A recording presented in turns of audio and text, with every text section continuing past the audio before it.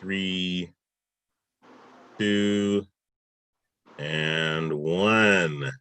All right, I told you we would be back, and now we are back with Karen Mayo, who is going to talk to us today about roots of leadership. And I call it leading from the heart.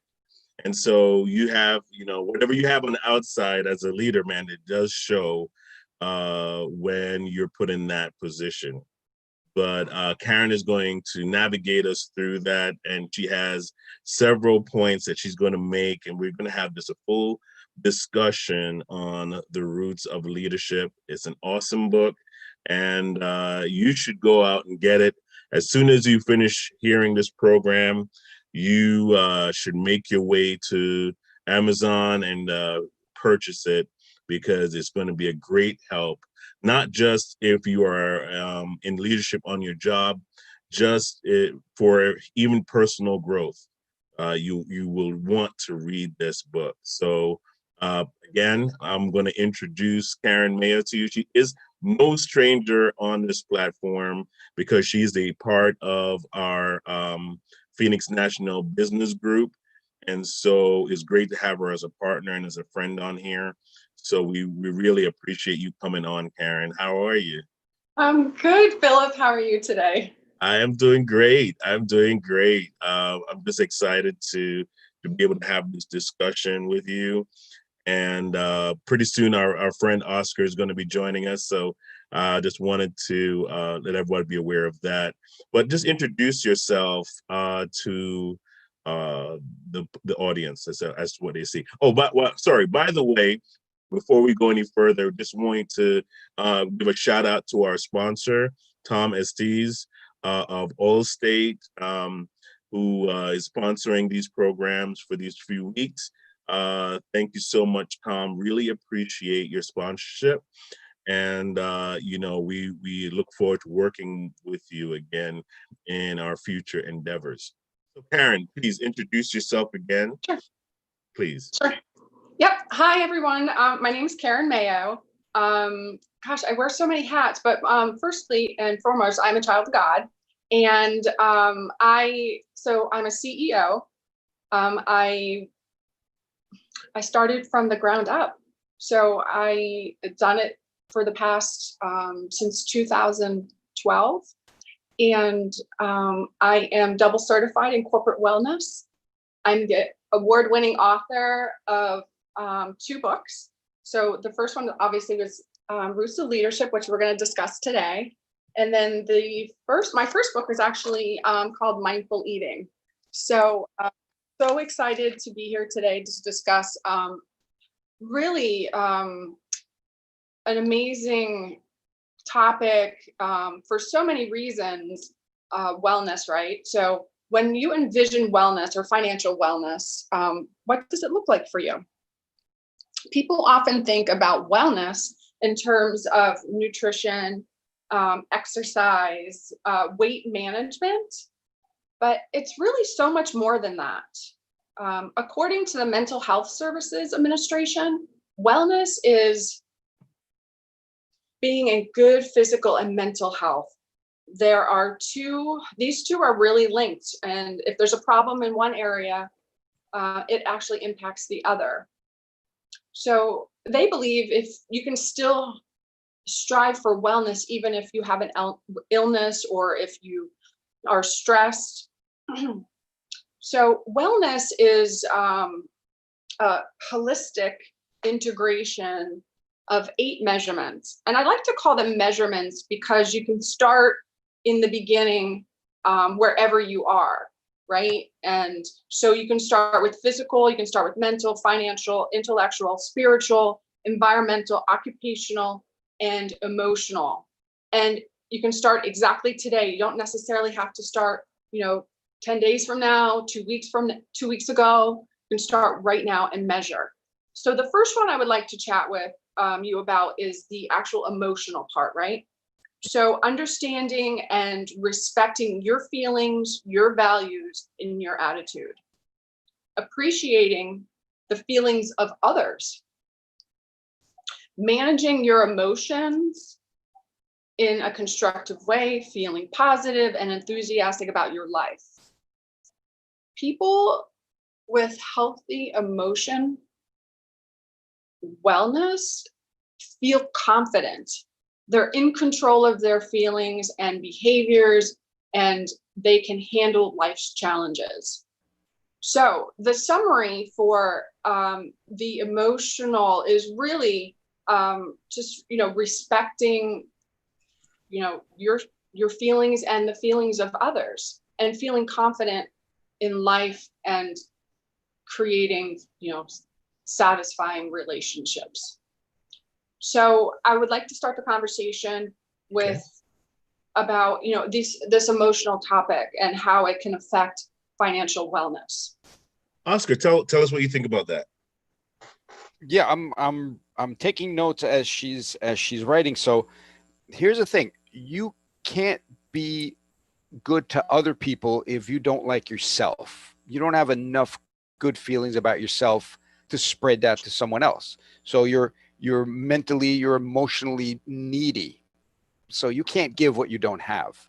So unless you're emotionally healthy yourself, you're going to see that in other people. So I grew up in the Bronx. So I've learned not to take things personally and realize that people are coming to me with what I call it sunglasses with different color filters on it. So everyone's seeing things from their point of view with their filters. So I might say a word that for me is neutral, but for them it's bringing a lot of baggage with it. So to me, to be nice to others, you have to be nice to yourself. So we need to learn how to be nice to ourselves, how to not let other things bother us.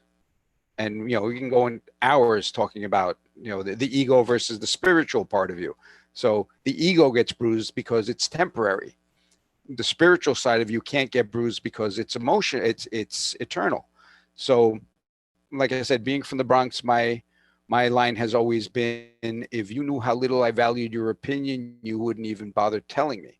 And that is my defense for for people that come to me with their filters and their baggage, and like I don't need it. I have my own stuff to deal with, and I don't need your extra stuff. So to emotionally balance myself, I have a wall between me and other people's opinions, which is just their opinion.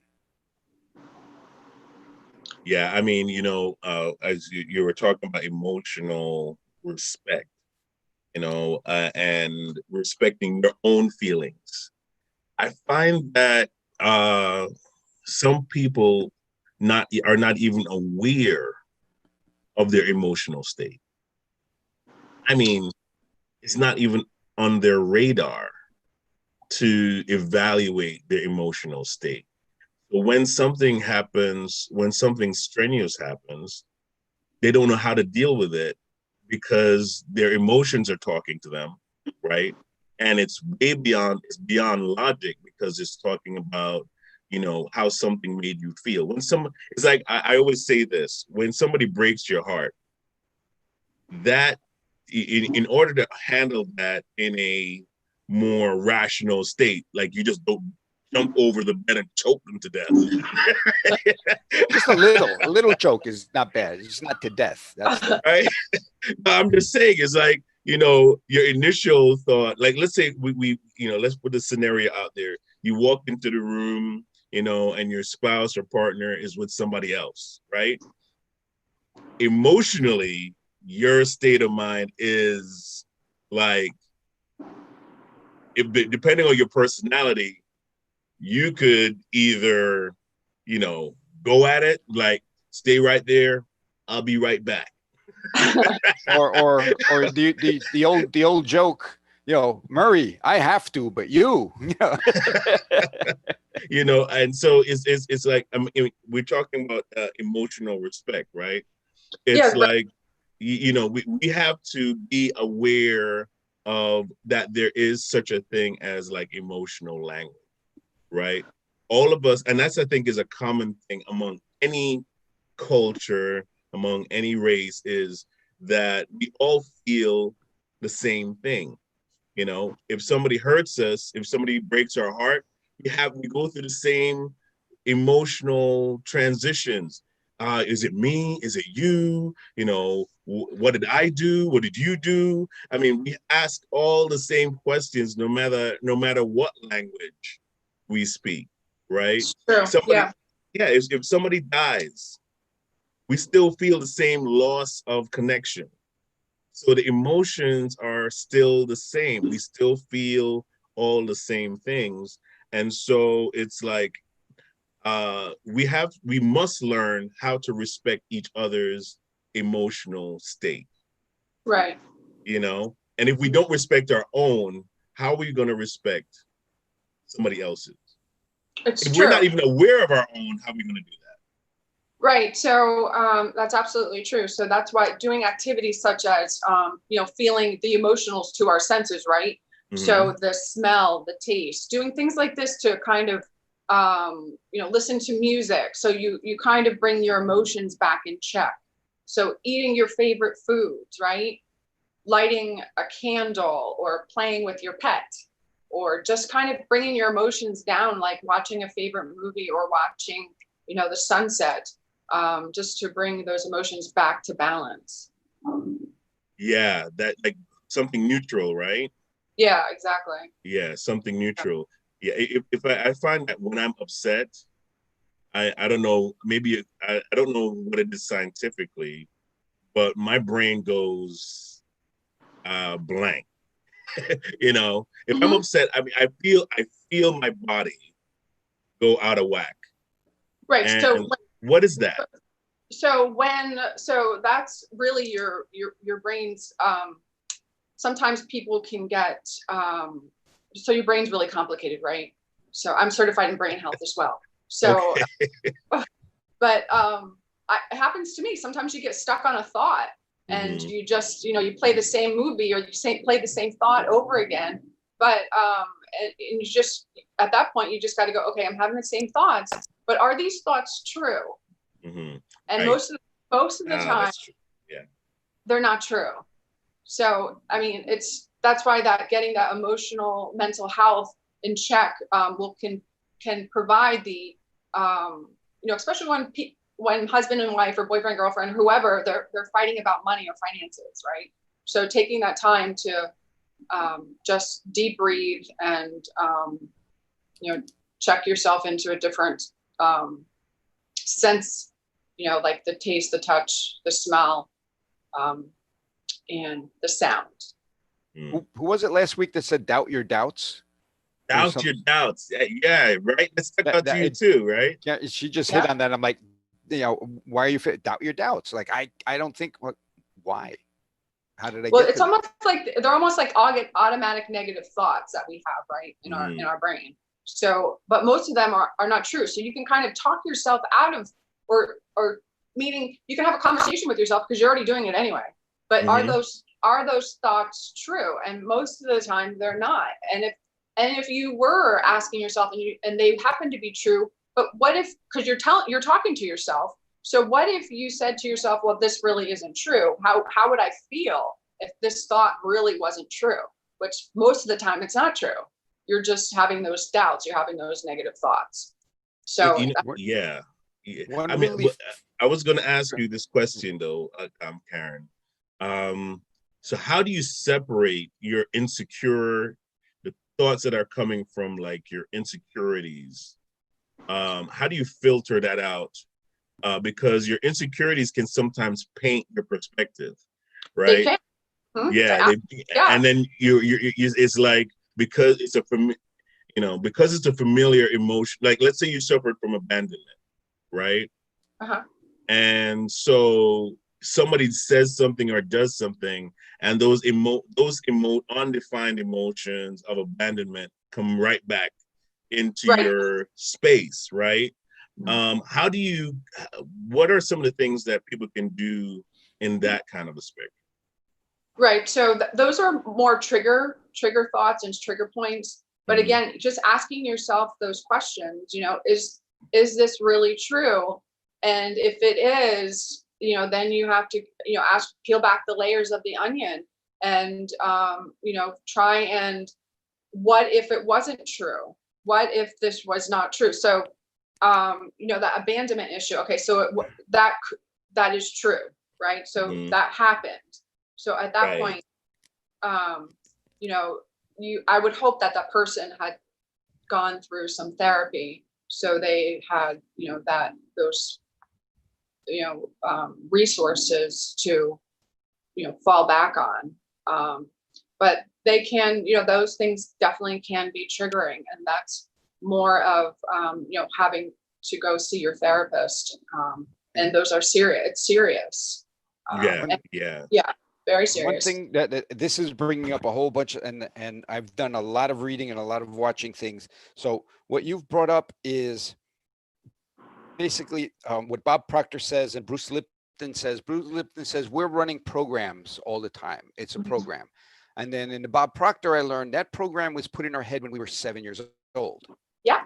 So by the time you're 7, your personality, your thoughts about money, life, everything is programmed, and you run the rest of your life, if you don't know that part, on that 7-year-old's view of the world. So don't touch, don't break anything, don't talk to strangers, all of these things you're taught by 7. Money doesn't grow on trees. All of these things are set, and that but those are right. But those, you can unprogram those thoughts. Right. If you know about them. A lot of people are unconscious of the fact that they're running their whole life from a 7-year-old's point of view. Wow. Right. So, but if that's why when you join my program, I can help you with that. When you join see that little lead in there for you? Thank you. I love that. That's great. It's like when you join my program, We're going to move on to our next measurement, right? Yeah, absolutely. Okay, so our next measurement is our physical measurement. So, caring for our body and staying healthy. Now and in the future, is important. And also getting sleep. And most likely, the way your body looks and performs and feels when you have all of this adequate sleep, you have healthy nutrition, you have movement activity, you'll feel better about yourself, your performance, and the way your body looks in your clothes. And when you're exercising, your body releases a chemical called endorphins, which are amazing. That runner's high when you hit that wall and go past it. I don't know. I don't run, but that's what I've heard. Oh my God, endorphins. Yeah, no, endorphins can be like exercising. It doesn't have to be running, but because I don't run, I'm not a runner, but I like riding the bike and doing yoga. But it reduces stress, it reduces anxiety, it improves your self-esteem, along with your sleep and other benefits. So exercise is really, really important. I know everyone knows that, but still it's good to hear. And it's also good to start today. So you can measure it today by just doing baby steps, by doing something. You can do walking and also, bike riding, jumping rope, just whatever you can do. And you don't necessarily have to be like someone who works out in the morning, someone who works out in the afternoon. I say, do it when you can, when you have time, but do it.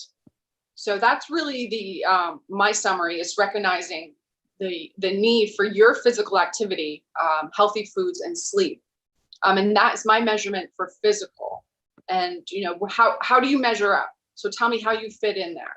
And I'd like to just start the discussion around that. Well, go ahead, Oscar. I have a question. But a lot of people are like, well, I don't have time to go to the gym. It's like there are body weight exercises that you can do at home. All you need is like a 6 foot by 6 foot area, and you can do that exercise that was developed by the devil called burpees. That is a full body torture. It is. And you knock out 10 burpees and you're good. I think you're good for the day after that. So it's not like, okay, I got to go to the gym, I got to go work out on weights. Like just normal body weight exercises like we used to do in school. Calisthenics was what we did in school. We didn't have a Gym. Jumping jacks, jumping rope. You can do push-ups. You can do sit-ups. I mean, those things. Put your feet underneath the couch. So you can kind of hold yourself up. If you have kids are great for partnering up with as a partner. Planks. You don't have to move at all. Just do a plank. I had a question about the chicken or the egg. Chicken or the egg. Again, right? Okay. So we as we were talking about emotional state, right? Being aware of that, respecting your own personal emotional state and your physical wellness. Now, what comes first? Or does it, I'm sure it probably works in tandem, but if you're emotionally unhealthy, that affects your physical state. It does. The two are linked. Absolutely. And if you are physically healthy, then if you're physically unhealthy, that can also affect your emotional state. Yes. Right. So how does that work as far as what would you say, which one comes first per se? Right. Are both very important, like you just to work together? They're both very important, but and they both go hand in hand. So I would say get your eating or get your nutrition in your body, because what can happen is when you have nutritional deficiencies can lead to mental health issues. So but exercise then helps with your mental health. So like I said, it both goes hand in hand. But I would say get your nutrition under control, because if you're like chemically imbalanced, then your emotions are totally all over the place. Correct. Exactly. So and I'm also certified in hormone health. So, and also the hormones and that whole endocrine system is, when it's out of balance, that can wreak havoc on both your brain and your body as physically. As we all know, blood sugar issues in this country are out of control. The other thing is your body. The way you move your body affects your mood and affects your chemical. We are basically a skin covered petri dish. Yes. And what we think about changes the chemicals in our body and changes the outcome. Like if I say, think of a big juicy lemon, cut it in half, cut it in quarters, and bite into it. Like most people's mouths will start to water just thinking about that. So your thought created a physical, right? Or you have an emotion, a physical reaction to that thought. So if I say stand on the ledge of a cliff and look down, you can feel your stomach tightening up just thinking about it. So your thoughts create a chemical reaction, and your body, comes out of that. So one of the things I've learned is move your body the way you want to feel. You cannot sit here like this and say, I feel happy. And your body doesn't feel happy if you're in that position. And you can't stand like this and say, I'm really sad. And your body says, no, you're not. So change your body, your physical posture to tell your body, this is how I'm feeling. I know, right? When you're standing like this, your brain says, oh, we just won something. So let's release those endorphins, because I don't know what we won, but we won something. So now you get the endorphins, and now you can kick in what you want to do better than if you're coming from this position saying, I'm going to go work out. Like your body's like, no, you're not. You're going to take a nap, because our chemical we just told our body in our state says, we're ready to take a nap. We're not ready to go work out. I'm talking about that. That's words in your thinking, right? Starting your day off with thoughts that are positive. Like I start my days off with scriptures like, like this is a day the Lord has made, right? I will rejoice and be glad in it. So that kicks me off that's that's like my first scripture of the day that I bring to my thought. No matter what's going on, it kind of gives me that mindset that, okay, you know what? I'm going to get myself wherever my mind is, I'm going to go in that direction. My body is going to start going in that direction. And I found that if I wake up and my thoughts are depressive and heavy and like, oh, nothing's going to work out today. It's going, like, oh, I don't think today's going to be good. The moment I start thinking those thoughts, I am not motivated to move. And if I'm not motivated to move, then nothing is going to happen positive because I'm not doing anything to move in that positive direction. Let's, we can go real down deep down that rabbit hole. Where does your mind live? Ooh. All right. So when you say, I need to change my mind, yeah, where is it that you need to change it? So, and if we can get to that point where we know our mind, we can control our mind rather than, vice being a versa. slave to the mind, that is huge step. And the story that I told you about the old lady in the bus that, this young kid was really like getting ugly with her, and she just turned around and said, "It's too early for you, Satan. I know that's you." Oh, I love that. So when that thought comes in, oh my God, it's going to be a bit.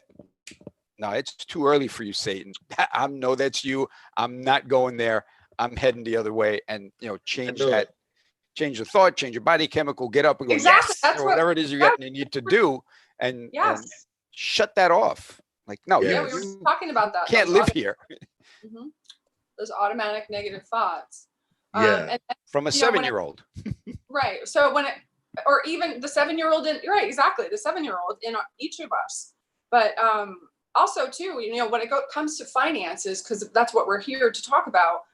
If you're not thinking clearly, obviously you may make bad decisions within, your business, your money issues, or, it could be just something, you're spontaneously spending and you should wait 24 hours or 72 hours or whatever that time is to make that big purchase. So if you're not thinking properly, then obviously, it's not going to show. But we were just talking about how, those, not changing. So I discussed this on Tuesday, which is one of my favorite books. It's called Move My Cheese, right? Yes. So it's a great book. So if you don't, so this is my Post-it I have on my desk. If you do not change, you will become extinct. So, it's a matter of baby steps, making those changes, making that measurement where you are today to move forward, to be where you want to be in that goal or that measurement or that foot, it's actually one foot in front of the other to get where you want to be. So my ways of improving physical measurement is what I just, I said bike riding, yoga, jump roping. We all did that. Engaging in sports, running, jogging, skiing, dancing, even just dancing, like what you can even turn the music on while you're cooking or whenever, in the morning. I mean, that is a great, just uplifting spiritual, motivator. Playing tennis. Tennis is really great for your brain, especially table tennis. It gets your prefrontal going, so it builds more brain matter, the gray stuff, which is really important to keep for brain reserve. And then gardening. Gardening is really great too for physical and stress and I don't know how it relates to finance, but maybe you won't be spending as much money at the grocery store because you're gardening, right? I mean, this is more. We're going on. I'm going on the premise of the title of the book, because leadership, an unhealthy leader, really affects the direction of a company, the direction of the employees, the morale of employees. Because if you're coming in and all you can say is, "Man, I don't think this company is going to make it. You guys, we're not making our goals. Come on, we're not making our goals." And all you can do is feed the negative or the downward spiral that's already, in the room. what I realize is as a leader, I've been under I've good leaders and I've been under bad leadership. And one thing I realized with the good leaders is it can transfer positive thoughts. Like if my manager walks in and he's like smiling, hey, how you doing? I mean, no matter if I had a bad day coming in and my manager is like sensitive to what's going on and just kind of like, yeah, I know things look bad, but guess what? We can be creative and we can work through this. I mean, it gives you that thought like, yeah, you know what? I'm going to be positive. I'm Yeah, going to start, I'm going to change, let me change my thinking. Maybe there's something I'm missing. And you start and going through and trying to figure things out rather than the guy that comes in and he's not physically, healthy. He's not emotionally healthy. So he spreads the garbage Yep. all around the room. like You they know, say and like they say in yeah, Sicily, the fish rots from the head down. So Right. if you got a bad leader, there's nothing, the people underneath that leader are not going to be the ones bringing that up. If you're looking up and saying, oh man, this is going to be a bad day, right. it's going to trickle down to everybody and make that day and Even self-fulfilling worse. prophecy. It will be a bad day. Yeah. You know Go what? ahead. I love that you brought that up because, when you're working in corporate, a good leader and a bad leader. I'm so excited that you brought that up because it is so important to know and to follow and to look up to and inspire Right. people to become leaders. And when you're a good leader, you know how to do that.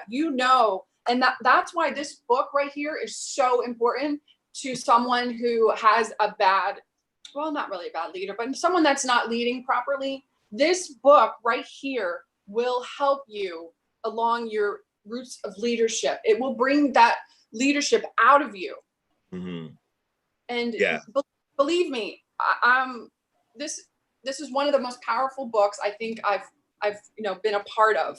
So, mm-hmm. but it's so much more than you or the person who's leading you. This is bringing out the leader in you to help others become leaders, and that's how deep this book is, and that's why the roots are so deep. The great Yeah. visual for that is I saw the two cartoons. One says boss, and he's sitting on top of a wagon with everybody pulling when he's over there whipping. Mm-hmm. Whereas leader, he's in front pulling with everyone else behind him. So you can be a boss, but not be a leader. So And we have a ton of bosses. Yeah. There are bosses everywhere. Yeah. But I love the title of the book and the imagery. Yeah. Because when I saw the imagery of it, all I could think of is if the roots, whoever is leading, right, is almost like you can see the fruits of what's inside of them. And what I realize is that even when you read a book, you're like taking from the plate of somebody else's mind, right? Yeah. They're feeding you their information. And if somebody is giving you a platform to say, well, these are the inward things you need to deal with to be a good leader, to motivate people, because you're not a leader if nobody's following you. Right. Right? That's the first principle of leadership is if you're you have a to have leader, someone following. I You're mean, a loner. if you're just kind of following what everybody else is doing, and you're really not the leader in the room, somebody else is, right? But if you're the leader, I mean, because you have the title doesn't make you the leader. Correct. If you are the leader in the room, then people are looking at you for not just physical leadership, they're looking at you for emotional leadership, It's a package. how to perspective, right? Because not everybody can lead themselves in perspective, right? So when you say you're the leader in the room, people look at you and go, so where are we going? Left, right? What are we doing? Come on, boss. Come on, help me out here. I think that's the difference between a boss and a leader. A boss is designated. A leader is given the distinction by the people that are following them. So you can be the boss and I'm not going to follow you. But if you're going to be the leader, then I'll follow you. Right. Wow. Absolutely. And I just want to give a quick shout out to, so Anthony is my co-author here. He has another book which is it's called Creating Reality. And that book, let me tell you something, it changed a lot for me. And it changed a lot for me for when I was ready for my next stepping stone, right? So, but if you get a chance and you can find it or order it on Amazon, it's called Creating Reality. My library's getting bigger. That's it. Yeah, it's a good one. But also get on the Roots of Leadership podcast. That's really good. Okay, so our third measurement. Where do you find that? Roots of Leadership podcast. I think Yeah. you can find it on iTunes or iTunes. Okay. Did you try and Google it? No, I just found out I'll about try it. to find it. Yeah. Okay. Yeah, you can find it. It's really great. He's got a ton of he's the one running it. Anthony Gruppo. Anthony is the CEO of Marsh & McLennan Agencies. Oh, nice. And their employee benefits. Oh, wow. That's great. That's great. Yeah. He's a great leader. He really is. He's a wonderful leader. So going on, so our third one is intellectual measurement. So intellectual wellness, right? So recognizing our own creative abilities and finding ways to expand our knowledge and skills. Growing intellectually, maintaining your curiosity about all there is to learn, valuing lifelong learning, and responding positively to intellectual challenges, which I think I love. I'm a lifelong learner. I mean, I'm a sponge. Anytime I can learn something or take a class, I guess, I don't know. And it's also really good for brain health. So teaching that as we go along too. But, and I guess the summary for that is really just being creative and stimulating your mental health and mental activities. So, you know, conversation around that, I mean, we'd probably be here all day, but just, you know, the mental health is so important. And, you know, with Alzheimer's and everything else, you know, becoming such a, you know, there's still no cure. And it's, you know, starting earlier and earlier, people are getting it. And if you have a history of it in your family, you have a 50% chance of getting it. So that's why intellectual wellness is so important. And, you know, again, learning something new. And you're talking about, and you're a brain person, talking about brain plasticity. Your brain is not set in stone. The more you learn, the more connections are made, the healthier and younger your brain gets. Yes. So, you know, and yeah, even mine, believe it or not, it's actually working. And I can't believe that. Yeah, it's hard to believe it. I'm getting there. All right. I'm getting this. Nice. And I always have, when I have downtime, when I'm outside with the chickens or in the garden or something, I always have a book in my ear. So I have Audible books, and there is no downtime that my brain isn't learning something new and just flatlining. I had a relative who worked from 4 a.m. till 7 p.m. and finally retired. Like, that's it. I'm going to retire now. 3 years he passed away because his brain literally died. He had nothing. I'm saying he had nothing to live for, because he had a purpose, and he was constantly working and learning, and it was a trade that, you know, wasn't static. So he was always, and now you sit on the lazy boy. You realize it's called a lazy boy chair, not a productive man chair. It's a lazy boy, and you watch TV and you just watch your brain flatline, and your body says, okay, we're ready to die now. And because your brain is shut off. So it's true. That brain health, and always keeping, and even shower time. I have a waterproof speaker that I hang up on the shower curtain, and I'll listen to 20 minutes of a book. I don't let my brain have a downtime. That's good. It's really good. And, you know, the top CEOs and professionals all around the world, they read books. They read about 60 books a year.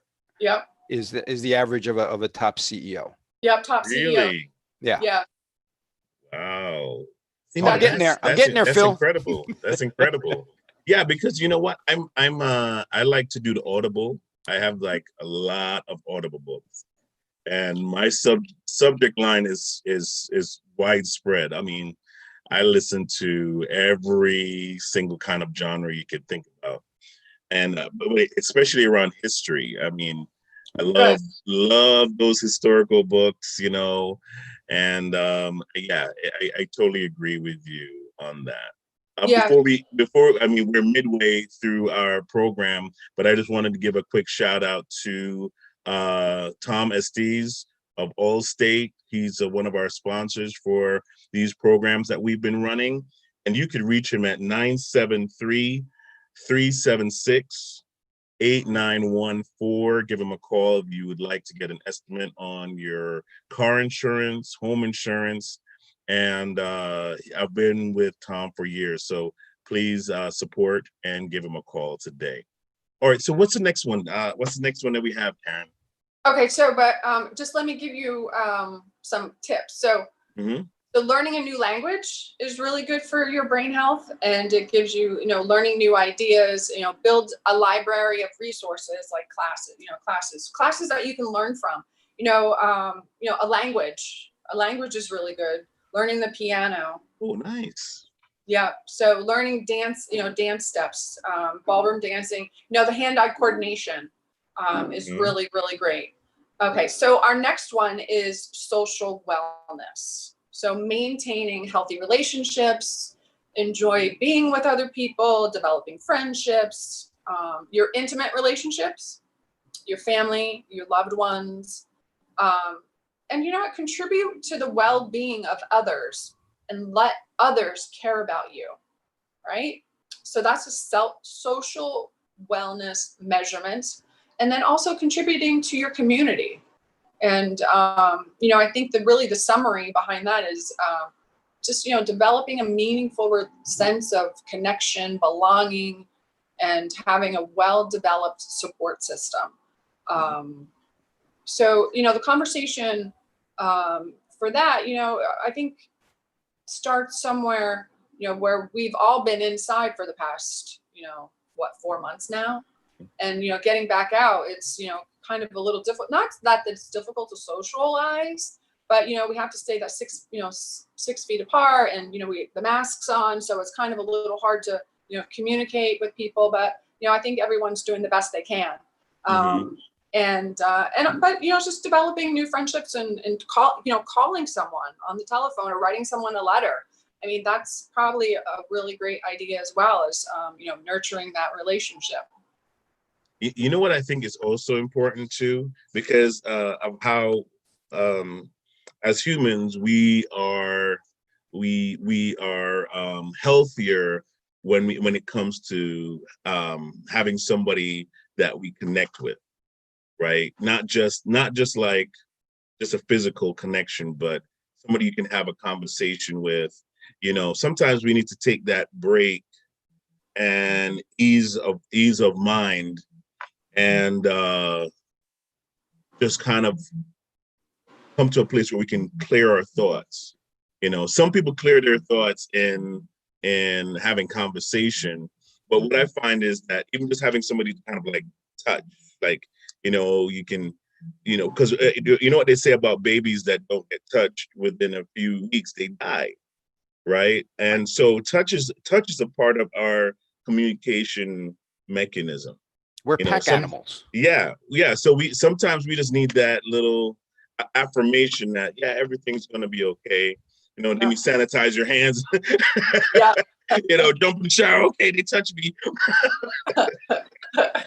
And a lot of people are feeling the distance thing by not being able to hug people that they know they love, and there Right. are huggers in this world. That's like, I'm missing that Yeah.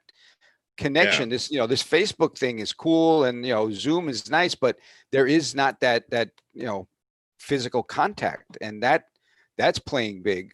You're seeing suicide rates going up, Yeah. and Oh, really? I that didn't know the that. isolation is getting to people that that Yep. were borderline anyway, and that's pushing people over the edge. Yeah, Absolutely. exactly. So I think we need to kind of as we kind of like try to figure this, platform out. I think there's got to be some ways to reestablish connection with people. I think I mean, solution to that, I think, would be very selective. Like, you really got to kind of like filter through in your mind, if I'm going to, invite somebody over, you know, how important is it that, what are some of the procedures to kind of follow for that? Because we do need that interconnection, and it's important. It's important to our mental health. And I think that's why people are just kind of like going crazy. And, I think it's crazy that we're going out there and just jumping into crowds of people without masks on, Right. and I mean, yeah, I It's know we true. were desperate for connection, but really, Yeah, no, it's true. It's really true. yeah, Um, so go ahead. Even just, sending, like I said, sending a letter, or even texting our loved ones is, or people, even as a leader, someone that a lot of top leaders, they do a lot of handwritten notes. So, Mhm. and when you get a handwritten note, or when you get something in the mail, it's almost like you're getting a gift, right? So Right. no one does that anymore. So sending out handwritten notes is so important. It actually, makes you stand out, from other people. Yeah, that is such an excellent point. But because of time, now we're gonna have to kind of transition, because we're gonna have Frank Coppola coming on at 1:30, and he is going to be talking to us about procrastination. Very Okay. important subject for a lot of us, on overcoming procrastination. And if you do not want to overcome procrastination, you can join Oscar's club. The We'll not be happening meeting soon. yet, Not yet, though. coming soon, you know. But yeah, we're going to be talking about that next. Um, and so, if you would like to order Karen's book, you can go to KarenMayo.net, or you can go on Amazon and you can find it there too. Yeah. But if And you would that's like to plural. know It's more, books. yeah, books, exactly. If you would like to know more about what Karen does, you could go to her website. And I believe there's a way that they could reach out to you through your website as well, right, Karen? Yeah. You can reach me, Karen at KarenMayo.net. Yeah. Oh, right. Exactly. I mean, that's we also have that on the banner. So yeah, you Karen at KarenMayo.net, or you see her email on the banner. So reach out to her. She's a great coach as well. So if you need someone that can help you and walk you through even changing your diet, eating right. Oh my goodness, that is a phenomenal thing, and so you can reach out to her for that as well. So guys, make use of the resource that you have. You see their books on there, Mindful Eating and the Roots of Leadership. You want to get those books today. If you want more information, because we didn't even get a chance to go through everything, right, Karen? No, we have three more: spiritual, occupational, and then our financial. Yeah, That's going to be the exactly. next So segment. yeah, Tune if in. we really want to, learn more about that, I'm glad we did, because they need to get the book. I need you all to get the book. It could be like a reading club. The next time we're on, everyone open your book to page We can't give 17, you and we're everything going. like Yeah. that. We're going to give you. You need to get the book so you can learn more about the roots of leadership. And again, we love bringing you these programs, and but support those you see on the program. Visit Oscar's page as well, and send him an email, and also just And join patronize those you Phil's see on the book club. programs. Join Phil's, exactly. There you go. Visit our website, phillipreed.org, and we can keep these programs going. All right. Glad to see everybody that's watching. We'll see you at 1:30 with Frank Coppola, and he's going to be talking to us about procrastination and how we can overcome procrastination. Everyone, take care, and we'll see you soon.